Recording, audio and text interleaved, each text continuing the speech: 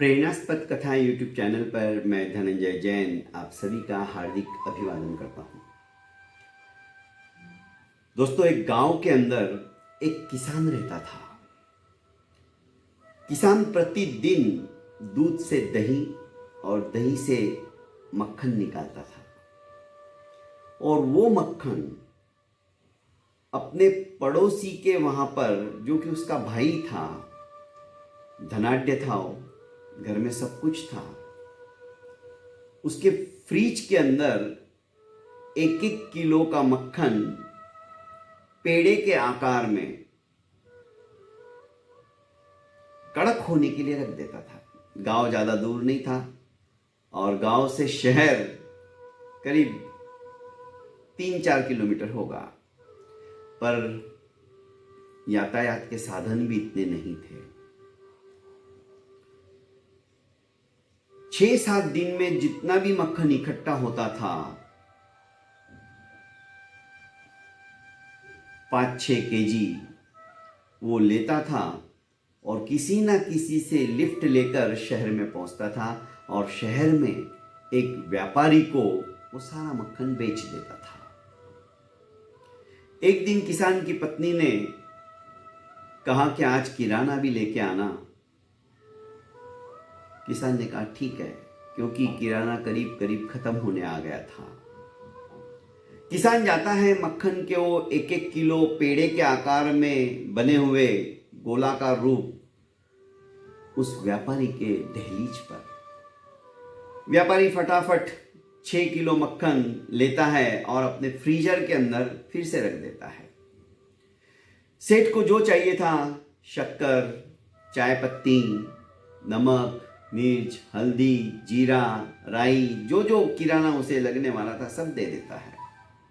किसान जब वापस अपने घर पहुंच जाता है, इधर व्यापारी के मन में आता है कि चलो आज एक दिन, हमने तो अभी तक ये मक्खन कितना है वो नापा ही नहीं है, उसका वेट ही नहीं किया है, वजन ही नहीं किया। इसके विश्वास के ऊपर मैं ले लेता हूं और सीधा फ्रीजर में रख लेता हूं, गिन लेता हूं, 6 केजी लाया है, रख दिया।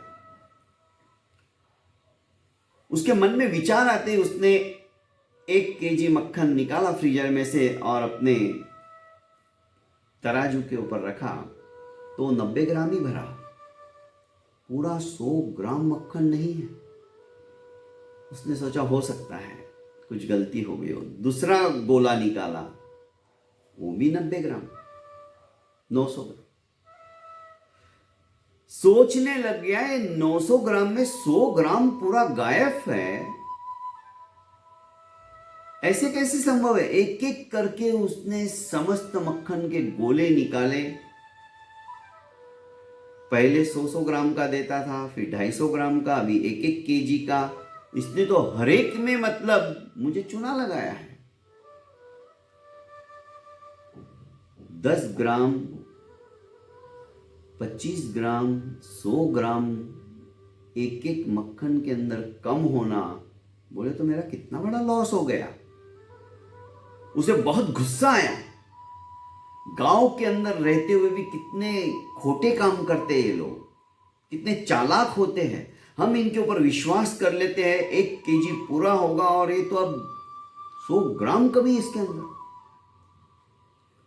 खैर, 7 दिन बाद जब वापस किसान उसके यहाँ पर पहुंचा मक्खन लेकर और कहने लगा कि सेठ जी आज 10 केजी मक्खन है। उसने कहा तू मेरी दुकान की सीढ़ियों पे चढ़ भी मत, तेरे जैसे ठगोरे को मैं अच्छी तरह जान गया हूं, तू 1 नंबर का लुटेरा है। अरे, मैं इंसानियत के नाते तेरे पर विश्वास रखकर बिना तोले सीधा फ्रीजर में रख देता हूं और तू माप में भी पाप करता है। सुन नहीं सका है किसान कि सेठ आप क्या कह रहे हो, माप में पाप हम जिंदगी में कभी नहीं करेंगे, ज्यादा दे देंगे पर कम कभी नहीं देंगे। अच्छा, तू मुझे ज्ञान दे रहा है। फ्रीजर में से 1 केजी का मक्खन निकलता और उसके सामने रखता है, देख कितना है ये सिर्फ 900 ग्राम है, 100 ग्राम कहां गया।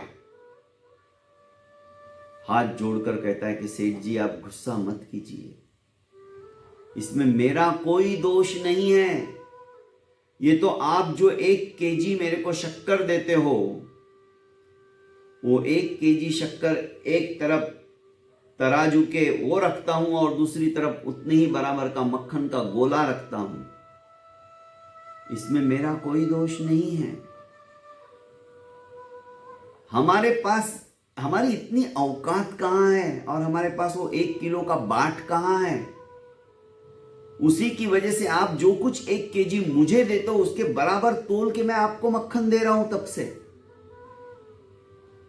सेठ का गुस्सा शांत हो गया, क्योंकि सेठ ने अपने तराजू के अंदर सब सेटिंग करके रखी थी। लेने के वक्त सेटिंग अलग, देने के वक्त सेटिंग अलग। जैसा हम देते हैं ना दूसरों को दोस्तों, वही लौट कर हमारे पास वापस आता है। चाहे हम सामने वाले को इज्जत दे, सम्मान दे या फिर धोखा दे। दोस्तों, कभी भी जिंदगी के अंदर सभी का अच्छा सोचो, सभी के लिए अच्छा करो। शायद हमारा जीवन भी अच्छाइयों से परिपूर्ण हो जाएगा।